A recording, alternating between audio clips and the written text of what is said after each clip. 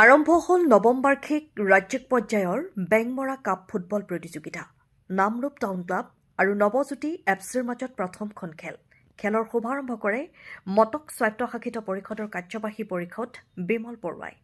আনহাতে ইয়াৰ পূৰ্বে পতাকা উত্তোলন আৰু স্মৃতি তৰ্পণৰ পিছতেই অসমীয়াৰ হিয়াৰামধু জুবিন গাৰ্গক শ্ৰদ্ধাঞ্জলি জনোৱা হয়। খেলখনত টাইব্ৰেকাৰ পদ্ধতিত নামৰূপ টাউন ক্লাবে ৫-৬ গ'লৰ ব্যৱধানত বিজয় সাব্যস্ত হয়। কালিলৈ দুলীয়াজান ফুটবল একাডেমী আৰু কাকপথাৰ এফচিচিৰ মাজত হ'ব তৃতীয়খন খেল।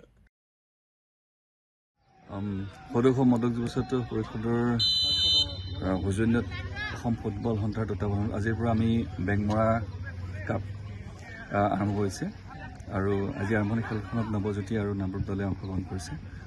সদৌ মদক যুৱ ছাত্ৰ পৰিষদে প্ৰায় ৯টা বছৰ ধৰি এই খেলখনৰ লগত জড়িত হৈ আছে আৰু এটা ক্ৰীড়াসুলভ পৰিৱেশ সৃষ্টি কৰাৰ স্বাৰ্থত আৰু যুৱ প্ৰজন্মক ক্ৰীড়াৰ প্ৰতি আকৰ্ষিত কৰিবৰ কাৰণে, ফুটবলৰ প্ৰতি আকৰ্ষিত কৰিবৰ কাৰণে আৰু ইয়াৰ জৰিয়তে যাতে তেখেতসকলক আমাৰ খেলুৱৈসকলে নিজকে সংস্থাপিত কৰিব পাৰে তেনেধৰণৰ এটা কথা চিন্তা কৰি আচলতে সদৌ মদক যুৱ ছাত্ৰ পৰিষদে দীৰ্ঘদিন ধৰি এই খেলখন অনুষ্ঠিত কৰি আহিছে। এইবাৰো তাৰ ব্যতিক্ৰম নহয়। গতিকে আমি আশা কৰিছোঁ যে এখন সুন্দৰ খেল ইয়াতে অনুষ্ঠিত হ'ব আৰু সকলো ৰাইজক আমি ইয়াৰ পৰাই আপোনালোক খেল চাবৰ কাৰণে আমি আমাৰ ফালৰ পৰা আমন্ত্ৰণ জনাইছোঁ। চূড়ান্ত খেলখন কেতিয়া হ'ব? চূড়ান্ত খেলখন অহা 4 জানুৱাৰী তাৰিখে ইয়াতে অনুষ্ঠিত হ'ব। গতিকে সকলো ৰাইজৰ উপস্থিতি আমি কামনা কৰিম।